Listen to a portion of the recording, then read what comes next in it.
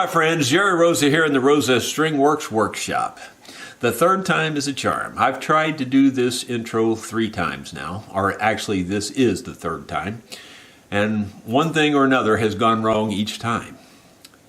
I have a new project that we're starting on, and it's one of the most unusual requests I've had in all the years that I've been doing this. Yes, this is part of the project.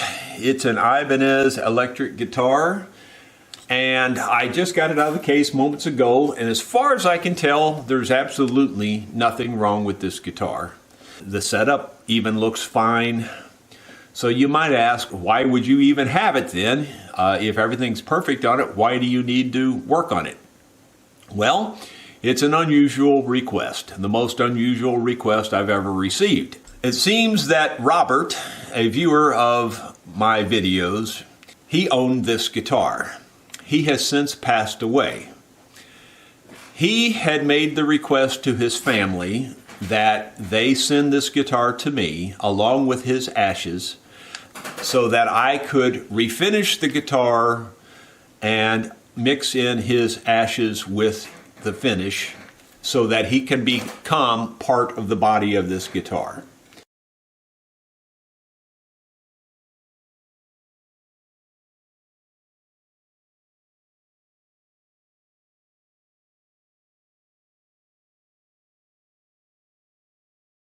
Yes, I do actually have his ashes here. I don't feel like there's anything wrong with doing what he is asking me to do, and so I'm happy to do it. The fact that he was a viewer of the channel and made the request and told his family that he felt like I was the guy for the job was really all I needed to hear from the family.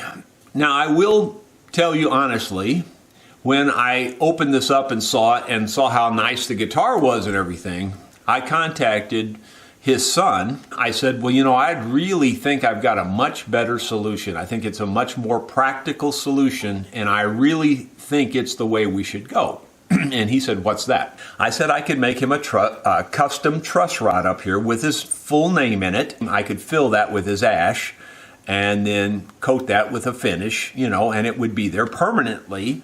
And, you know, it would be very prominently displayed. He would become part of the guitar. And to me, I felt like that was a much more practical solution and a very good way to honor him. Well, the family, or the son, actually, I was talking to, said that no, he didn't think that was the way he wanted to go. His father wanted to be part of the body of this guitar. And then his son, you know, reminded me once again that his father watched my videos and he felt that I was the guy that could do the job. Well, honestly, finishes, I've said it many, many times, are the hardest thing there is to do on an instrument. There's nothing harder than a finish. Hopefully not sounding too much like a smuck, I would rather have a sharp stick in my eye than to refinish this thing. I really would, because I don't feel like I'm the expert in that area at all. I don't think I can improve this finish that's on here. And to mix in the ash with a new finish and go over the top of this, I think is quite a challenge, because I have no idea what that's going to do to the lacquer when I mix in the ash. So the only option I have at this point is to try to obey their wishes. I'm going to do just what they said, and I'm going to try to mix the ash in with the finish and spray it and see what happens. Of course, I'll probably spray it on a little test piece first to make sure it actually does spray and all that. But I had to tell the son, told him just exactly like I'm telling you, that, you know, it may backfire and it may create a really bad finish on this guitar. I mean, it could really mess it up. And I told him I'd do the very best I could. The son said that he knew I would, you know, and that I would try to do my best, and we would make it look as good as we can make it, but I can't make any guarantees on doing this. So with having said all of that, we're going to get started. I'm going to start by just taking everything apart here and disassembling everything, or covering it with tape, as the case might be, so whatever I have to do in order to spray this thing. As you can see, I have taped off the 2 covers here on the back. I was going to just remove the covers, But then I thought, well, there's stuff inside there, and I don't want the spray to get on that stuff either. It was actually just as easy to tape it and just take and trim around it with a sharp X-Acto knife. It was because they're kind of recessed and in there, so it was just as easy to do that. On the front here, I sent a text message back to the son again because I got to wondering, is it sufficient to just put the finish on the back, or do I need to put the finish on the whole guitar, including the front?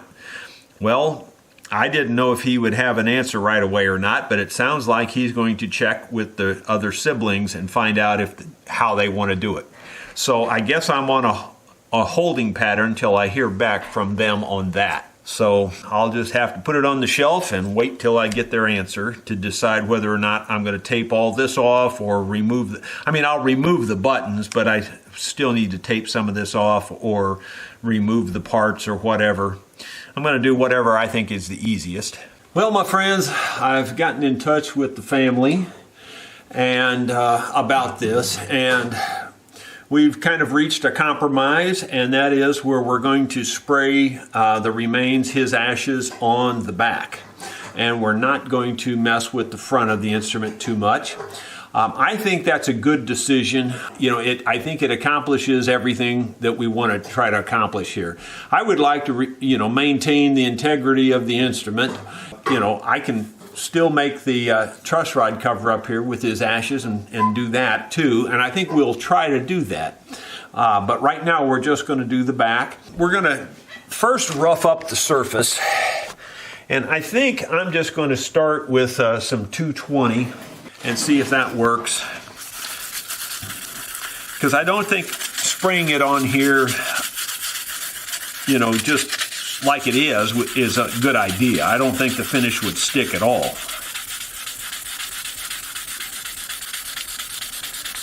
So I'm just going to, and I'm sanding it with my fingers. Some of you would say need a sanding block. Well, I prefer to do it with my fingers. And as long as you keep your sandpaper moving, you're doing fine. Now, this 220 seems to be a little rough at the moment, and that's okay. I'm okay with that. I'll come back over it with some 400 or something like that before I actually spray it. But I'm really wanting to scuff it up pretty good. I'm trying to smell it to see if it's some kind of a resin finish. I have a feeling that this is probably not a nitrocellulose lacquer finish. It's probably an epoxy finish. In fact, I'm almost sure it is. I don't smell much of anything, actually. I kind of thought I would smell a fiberglass smell, but I really don't smell much of anything.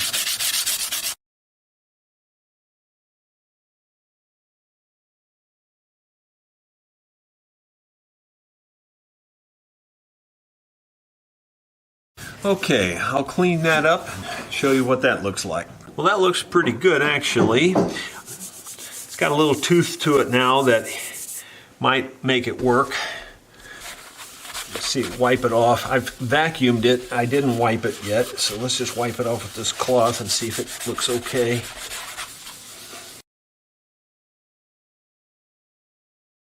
I think I'll go over that now with some 400. I'm not even sure I need to, but I think I will. I'll just go over that with some 400, and we'll do the very same thing. I'm not going to show that because it's going to look identical, but I'll show you what it looks like after I hit it with 400. Thought it might be interesting to show you. I've done some of it with 400 and some of it with only 220.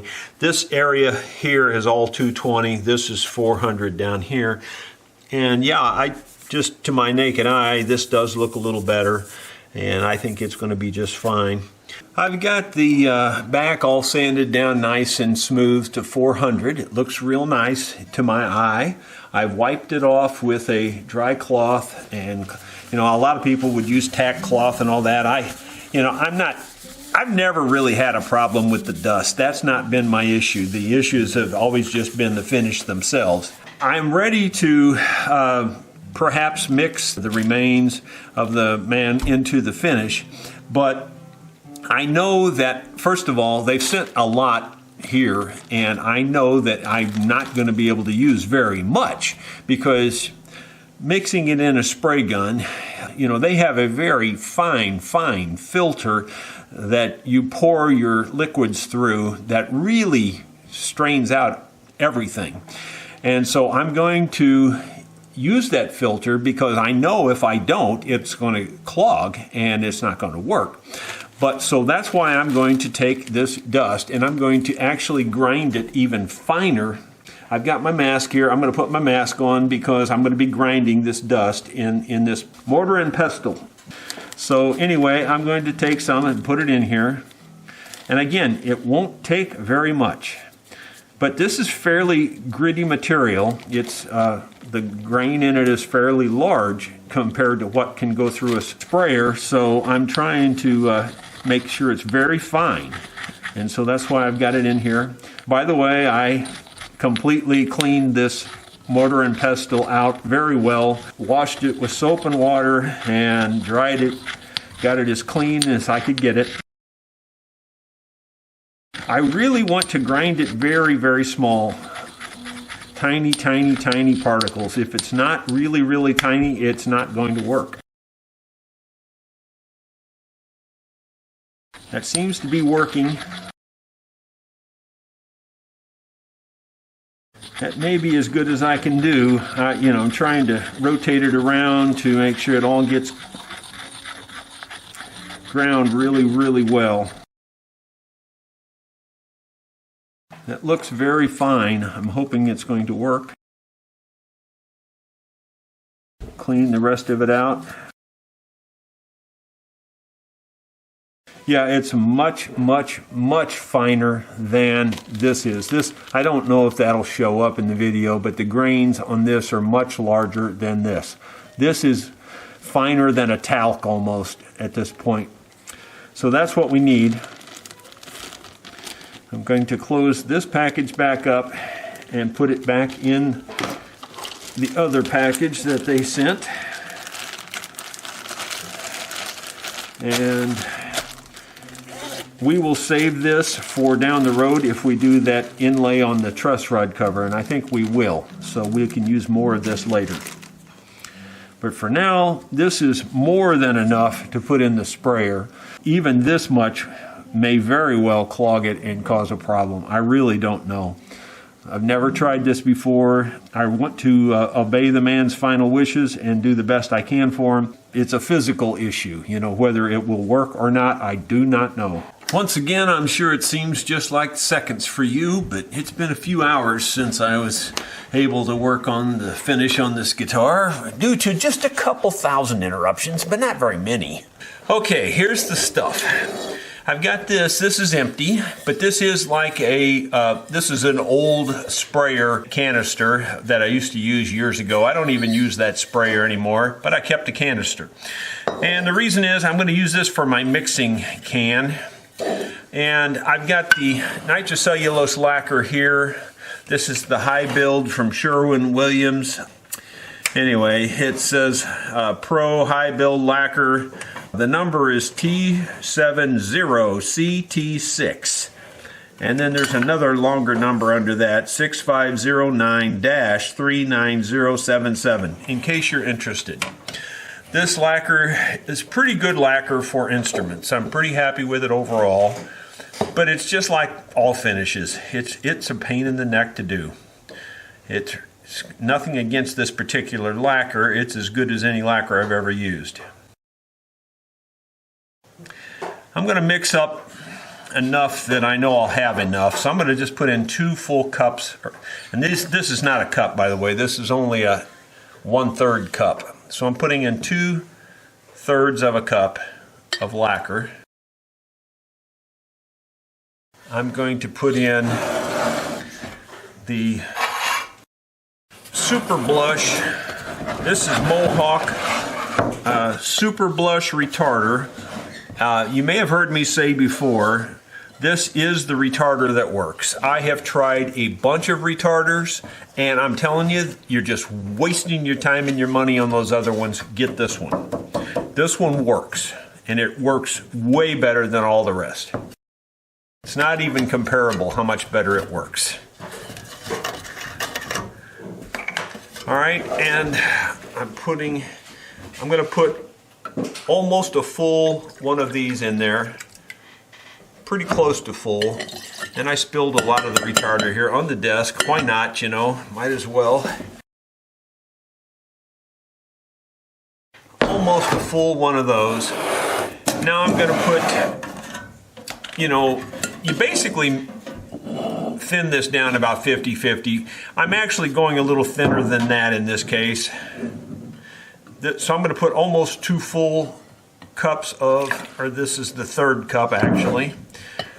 So not quite as full as I had the lacquer, but almost. I'm going to put 2 of those in. Pour around the sides of this little cup because it'll help me clean this little cup off here, get it good and saturated. Okay, all right, so I have those ingredients in here. So we have lacquer, lacquer thinner, and retarder in here at the moment. The retarder is pretty necessary, otherwise you will get a blush, especially if it's at all humid. If it's really dry weather when you do it, you might get away without the retarder, but it's just safer to put it in my opinion.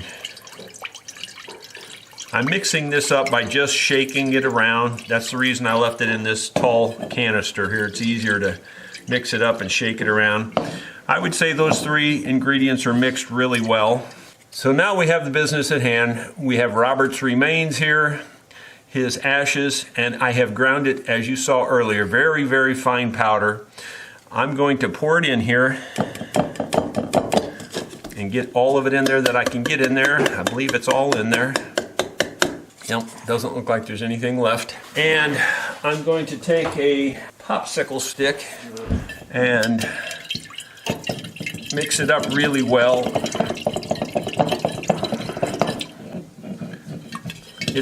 I can tell it's clouding up the lacquer quite a bit. It looks pretty well dissolved. I don't see anything undissolved in there. So that part looks hopeful. Yeah, it looks really good. Can't really let you see it. It doesn't really show up very well, but in that deep can. But it does look like it's dissolved really well. Shake it some more just to be sure. And it's definitely really cloudy looking. Now we're going to move up here to this. I'll rearrange the camera. So we're going to pour this into this sprayer that we're going to use. And I've got a filter here. This has a very, very, very fine mesh. The assumption is that if it goes through this mesh, it'll spray. And so there you go. It should work. It looks like it's all going through. I don't see anything caught in the mesh. Very, very, very little. I can see it now. Very, very little bit of stuff caught in the mesh, but it's pretty minimal. And I believe that's it. In fact, I'll let you see there that you can see there is just a tiny little bit, but almost nothing on that side that's caught in the mesh. So I would say the vast majority went through just fine. And it is suspended in the solution. So far, everything's going according to plan. We will take this outside now and spray that guitar and see how well that goes. Okay, my friends, we're out here in my beautiful spray booth. I would say if anything could make Robert happy here, I think this could do it. This is where I like to do my spraying out here and look at this beautiful field. We're going to go ahead and try this now. I have not an idea how well it's going to work. I'm going to tip the instrument so that the spray goes past it and doesn't land on the edges. So here we go.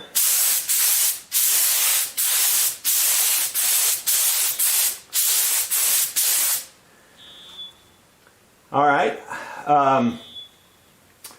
You know, my first impression is it went pretty well. I will be honest and say you can see the little tiny specks in the finish, and it's causing it to run just a little bit, or maybe spray out in just a tiny bit of a drop. This stuff dries really, really fast, so I'm gonna just hang out here for just a second and see if I can't get one more coat on here.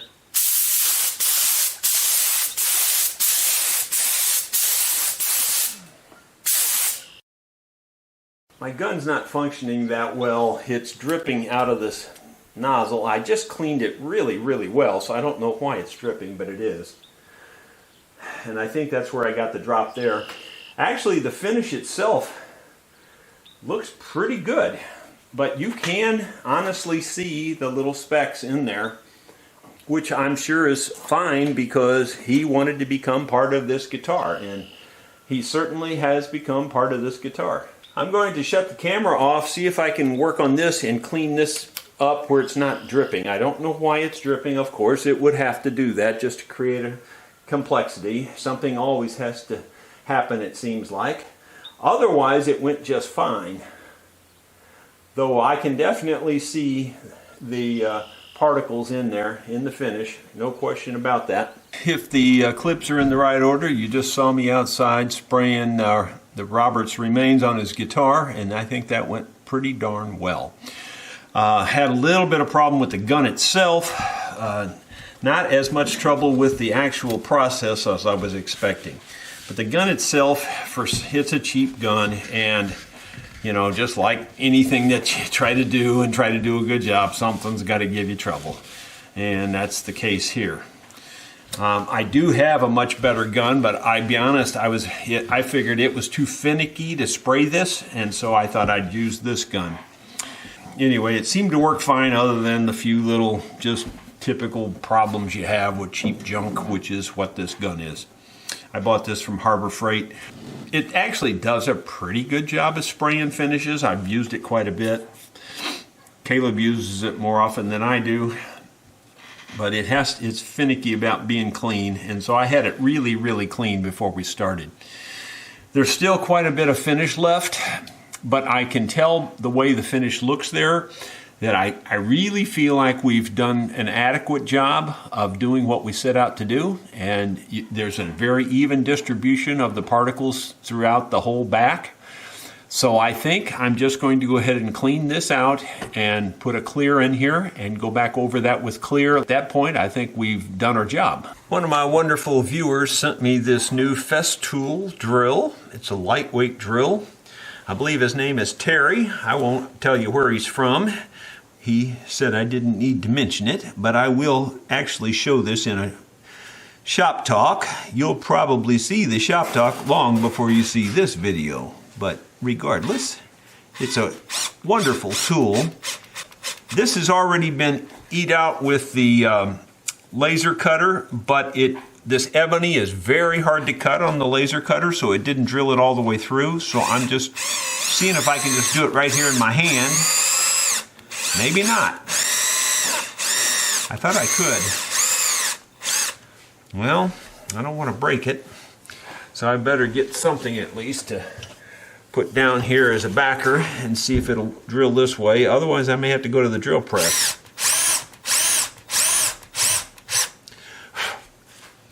Seems to be working.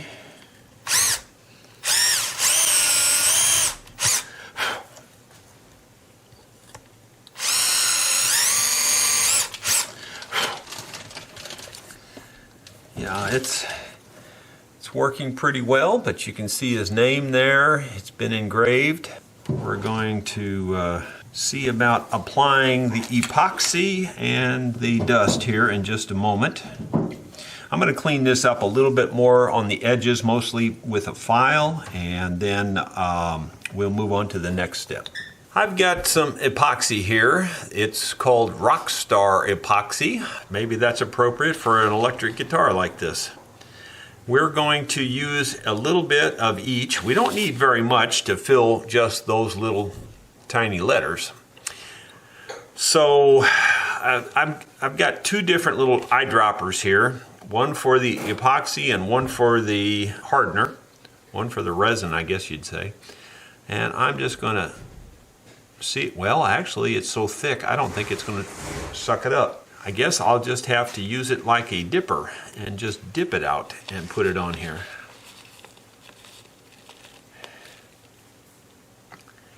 That's already probably more than I need, but I'll go ahead and put a little more on there just to play it safe. This is supposed to be mixed at a 1-to-1 ratio, so I'll try to put about the same amount in here of this. Now this looks like it's a little bit thinner. It's sucking up in there, so I'm just going to guess. That looks like about 1/3 of what I need. That's pretty close. I'm going to say that's about equal. And that's just a guess. So now we'll take the dust and stir it up and see how that works. That looks pretty good. I'm trying to decide if I want to put a little more in there. I don't think it'll hurt to put a little bit more in there.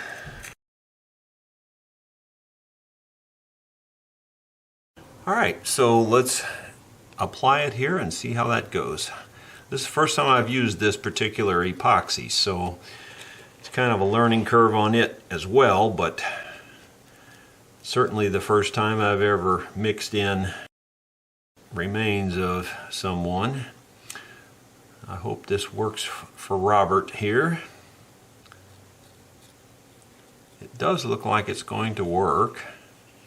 I'm going to leave it on a little bit thick on the surface so that I can sand it flush and make sure that it's filling the void. Tapping it like this to hopefully pull out any air that might be down in there. I think that's as good as I can do. Like I said, I knew I'd have more than I needed. I'm going to clean off a little bit of the excess above and below. I think we'll let that go right there and see what that looks like tomorrow. I have Robert's guitar here, and I have just lightly sanded it. This is after a bunch of clear coats. I put about 4 clear coats over the top of the coat with the ashes. And now I'm going to give it just a little bit more sanding again. I only went over it very lightly.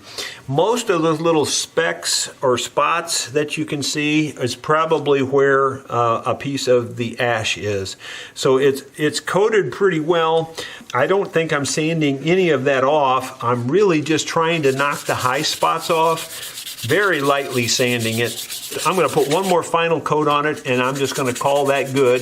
It's not going to be perfect, but it's as good as I think I can do without, you know, spending just hours and hours and hours on it.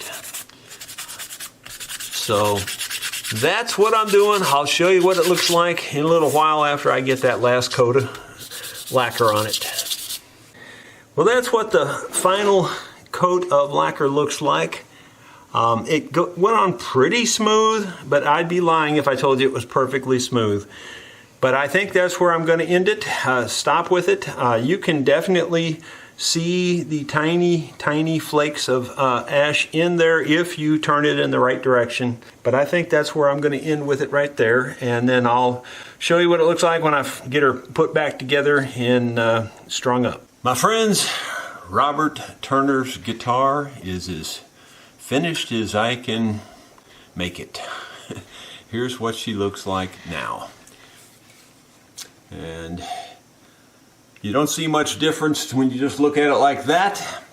But the first thing that you'll notice is the name plate up there. You notice how I'm going to try to hold it still.